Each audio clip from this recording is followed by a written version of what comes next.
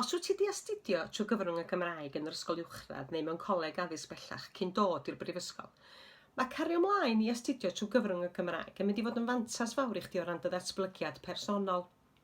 Wan, os wyt ti'n astudio rhan o dy gwrs trwy Gymraeg, neu dy gwrs i gyd trwy gyfrwng y Gymraeg, mi fyddi di yn datblygu dy sgiliau yn y ddwy iaith, yn y Gymraeg a'r Saesneg, sy'n golygu y byddi di yn gadael y brifysgol yn gallu cyfrannu'n llawn at y byd dwyieithog sydd yng Nghymru heddiw.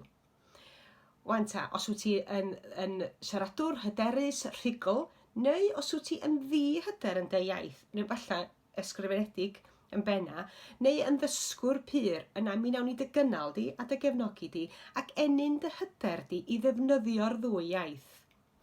Mae gen ti fel myfyriwr ym Mhrifysgol Bangor yr hawl i gyflwyno dy waith di yn Gymraeg. Diolch ots beth ydy iaith cyflwyno'r modiwl. Mae gen ti hefyd yr hawl i ofyn am gyfieithwyr y prif os wyt ti eisiau gwneud cyflwyniad trwy gyfrwng y Gymraeg. Wan, i dy helpu di'n ariannol, mae gen y Coleg Cymraeg Cenedlaethol yr hyn maen nhw'n alw yn ysgoloriaeth cymhelliant. A be mae'r ysgoloriaeth yna yn gynnig ydy 500 o flwyddyn neu 1,500 dros 2 blynedd i unrhyw fyfyrwr sy'n astudio 33% o'i astudiaethau trwy gyfrwng y Gymraeg.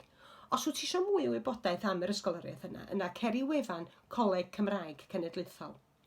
Felly, ar ddechrau yrfa prifysgol, ga i ddymuno'n dda iawn i chdi, peth pa bynnag fodiwlau fyddi di'n ddewis, ond ga i dy siarsio di hefyd i wneud olia rhan neu hyd oed y cyfan o dy gwrs trwy gyfrwng y Gymraeg, neu di ddim difaru.